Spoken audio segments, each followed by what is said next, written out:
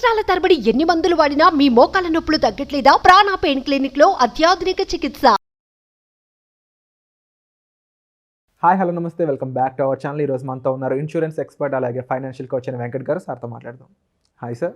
Hi అండి విరాట్ గారు. Sir, already previous ఎపిసోడ్లో హెల్త్ ఇన్సూరెన్స్ గురించి మీరు చాలా విషయాలు అడ్రస్ చేశారు.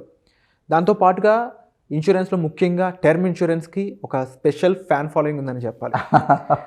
అసలు ఈ టర్మ్ ఇన్సూరెన్స్ అంటే ఏంటి, ఇది ఎవరి కోసం, దీనికి ఏజ్ గ్రూప్ అనేది ఏదైనా ఉందా, దీని నుంచి మనకు ఎలాంటి బెనిఫిట్స్ ఉన్నాయి, ఒక్క మాటలో అది మన కోసం ఆడియన్స్ కోసం మీరు ఈ వీడియోలో చెప్పాల్సి ఉంటుంది ప్లీజ్. డెఫినెట్గా అండి.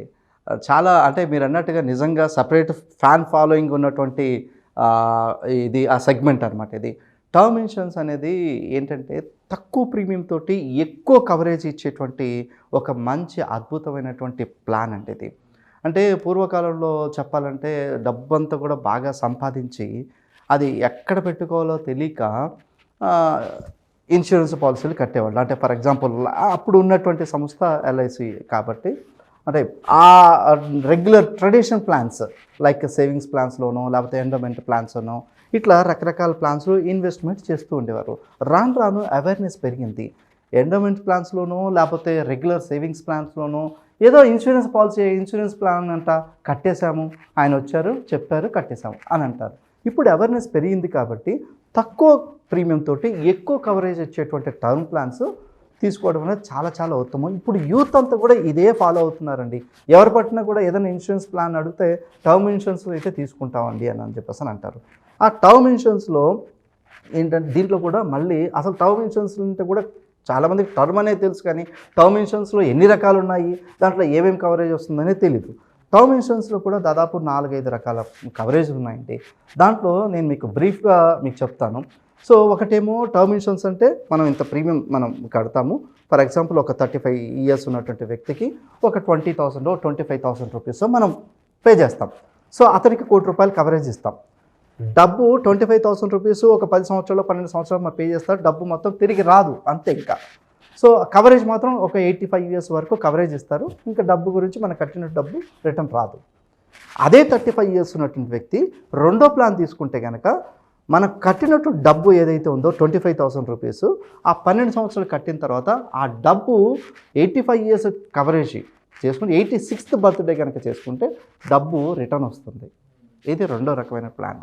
మూడో రకమైన ప్లాన్ ఏంటంటే మనము అంటే ఇదే 35 ఇయర్స్ ఉన్నటువంటి వ్యక్తి ఒక 55 ఇయర్సో లేదా 60 ఇయర్సో అతను ప్రీమియం పే చేసిన తర్వాత ఇంకా నాకు సెక్యూరిటీ అవసరం లేదు, నాకు ప్రొటెక్షన్ అంటే నాకు ఆ ఫైనాన్షియల్ ఇది కావాలి, నాకు ఇన్కమ్ కావాలి అని చెప్పేసి అడిగినప్పుడు 55 to 60 ఇయర్స్ మధ్యలో అతను సెలెక్ట్ చేసుకోవచ్చు ఏ ఏజ్ నుంచి నాకు రిటర్న్స్ కావాలి అని చెప్పి ఈ కట్టినటువంటి ప్రీమియంలో అతను నెలకింత లేదా సంవత్సరానికి ఇంత అని చెప్పేసి రిటర్న్ తీసుకునేటువంటి అవకాశం కూడా ఉంది. దిస్ ఇస్ కాల్డ్ ఆల్సో, ఇది కూడా term insurance. This is also term insurance. EMI కట్టడం తప్ప ఈఎంఐ మనం తీసుకోవడం. ఎస్, ఈఎంఐ లాగా రైట్ వర్డ్ అండి. ఈఎంఐ కట్టడమే తెలుసు కానీ ఈఎంఐ లాగా మనం ఎలా ఇన్కమ్ తీసుకోవచ్చు, దట్టు ఒక టర్మ్ ప్లాన్ తోటి అని చెప్పేసి ఇది చాలా మందికి తెలియదండి. ఇది మూడో రకమైన ప్లాన్. అయితే ఇప్పుడు రిటర్న్ వచ్చే ప్లాన్స్లో కూడా కట్టినట్టు ప్రీమియం రిటర్న్ తీసుకోవచ్చు. కట్టిన ప్రీమియంలోనే మనం నెలకింత పెన్షన్ లాగా మనం మీరు అన్నట్టు ఈఎంఐ లాగా రిటర్న్ తీసుకునేటువంటి అవకాశం కూడా ఉంది. కానీ ఈఎంఐ అనేది చాలా తక్కువ అమౌంట్ కదా, కానీ ఎక్కువ అమౌంట్ కావాలి, వెల్త్ క్రియేట్ అయ్యి చాలా అద్భుతమైనటువంటి రిటర్న్స్ వచ్చినటువంటి ప్లాన్ నాకు కావాలి అని చెప్పేసి ఆ ప్లాన్ కూడా ఉన్నాయండి. అంటే ఫర్ ఎగ్జాంపుల్ ఇది ఈ టర్మినాలజీ చెప్పాలంటే ఒక 35 ఇయర్స్ ఉన్నటువంటి వ్యక్తి ఇదే 25,000 రూపీస్ ఒక 12 ఇయర్స్ కనుక పే చేస్తే అంటే 25,000 కాదు, అప్పుడు వెల్త్ క్రియేట్ అవ్వాలంటే ఇదే 35 ఇయర్స్ ఉన్నటువంటి వ్యక్తి 25,000 కాకుండా 65,000 75,000 రూపీస్ కొంచెం ఎక్కువ పే చేయాలండి. ఆ ఎక్కువ పే చేస్తే సపోజ్ ఒక 75,000-80,000 రూపీస్ కనుక పే చేస్తే ఒక 9 lakhs 10 lakhs పే చేస్తాడు 12 ఇయర్స్కి. సో 12 ఇయర్స్ పే చేసిన తర్వాత అతను ఆ 10 lakhs రూపీస్ డబ్బు కాస్త దాదాపు ఒక 40 to 50 lakhs రూపీస్ అవుతుంది. ఎప్పటికీ అని అంటే ఆయన వయసు 35 ఇయర్స్ అంటే ఇంకొక 40 ఇయర్స్ కవర్ అవుతుంది. అంటే 76th బర్త్డే కనుక ఆయన చేసుకుంటే, ఇప్పుడు ఒక పాతకాలంలో ఒక సామెత ఉందండి, ఏనుగు చచ్చినా కోటి బతికినా కోటి అని చెప్పేసి ఉంది కదా. ఈ బ్రతికున్నంత కాలము, ఈ 40 ఇయర్స్ కవరేజ్ ఉన్నంత కాలము ₹1,00,00,000 కవరేజ్ ఉంటుంది. సో కవరేజ్ అయిపోయిన తర్వాత ఆయన 35 ఇయర్స్ ఎగ్జాంపుల్ తీసుకున్నాం కాబట్టి 35 + 40 ఇయర్స్ మొత్తం 76th బర్త్డే కనుక చేసుకుంటే కనుక ఆయన ₹1,00,00,000 ఆల్మోస్ట్ ఒక 50 lakhs, నేను రఫ్గా చెప్తున్నాను, 50 lakhs నుంచి ₹1,00,00,000 వరకు రిటర్న్ తీసుకునేటువంటి అద్భుతమైనటువంటి అవకాశం ఉంది. అంటే ఇక్కడ మనం పెట్టినటువంటి డబ్బు కూడా మంచి వెల్త్ క్రియేట్ అయ్యి వస్తుంది. ఇలాంటి అద్భుతమైన ప్లాన్స్ కూడా మార్కెట్లో టర్మ్ ప్లాన్స్ అవైలబుల్ ఉన్నాయి. ఇది చాలామందికి తెలియదండి.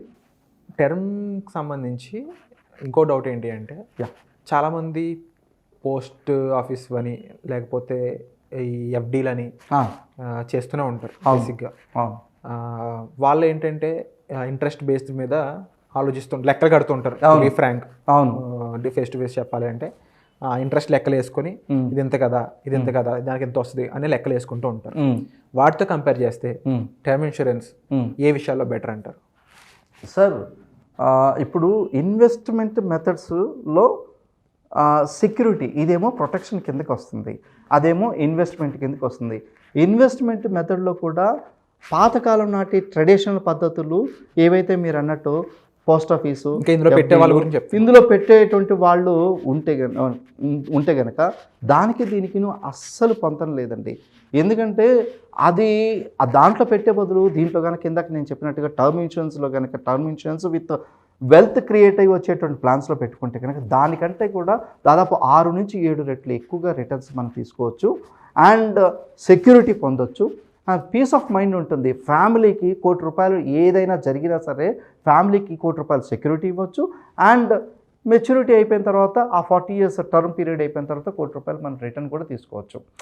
అసలు దెర్ ఇస్ నో కంపారిజన్ అండి. పోస్ట్ ఆఫీస్లో వచ్చేటువంటి రిటర్న్స్కి, బ్యాంక్లో వచ్చేటువంటి రిటర్న్స్కి there is not at all comparison.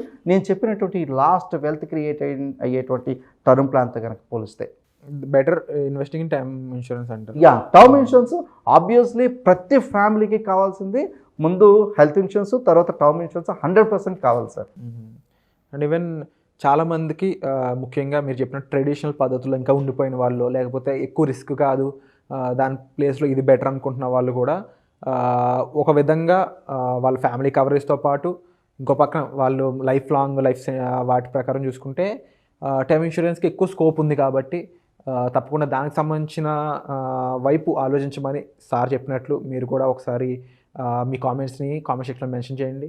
ఇది ఇంకా దీనికి సంబంధించి మీకు డౌట్స్ ఉన్నా, ఎందుకంటే ఎఫ్డి కంటే కూడా double, to be frank double కాదండి, 3-4 రెట్లు 5 రెట్లు రిటర్న్. సో 4 రెట్లు 5 రెట్లు అవుట్పుట్ అయితే మీకు ఇక్కడ రావడం జరుగుతుంది. డెఫినెట్లీ మన లైఫ్ ఒక కంఫర్టబుల్ వేలో, ఒక సెక్యూర్డ్ వేలో జీవిస్తున్నాం అనే దానికోసమే మనం మనీని ఉపయోగించేది. అది ఎఫ్డి అయి ఉండొచ్చు, మ్యూచువల్ ఫండ్స్ అయి ఉండొచ్చు, ఇన్సూరెన్స్ అయి ఉండొచ్చు. సో అలాంటప్పుడు టర్మ్ ఇన్సూరెన్స్ అనేది ఒక బెటర్ ప్లాన్ అనేది ఇక్కడ ప్రొవైడ్ చేస్తూ ఉంది. So wonderful sir. తప్పకుండా ఇలాంటి ఇన్ఫర్మేషన్, క్రూషియల్ ఇన్ఫర్మేషన్ మాకు ప్రొవైడ్ చేసినందుకు thank you so much. And మరింత అవేర్నెస్ మీరు ఇన్సూరెన్స్ గురించి ఇంకా కల్పించాలని నేను భావిస్తున్నాను. Thank you so much sir. Thank you అండి. Thank you so much.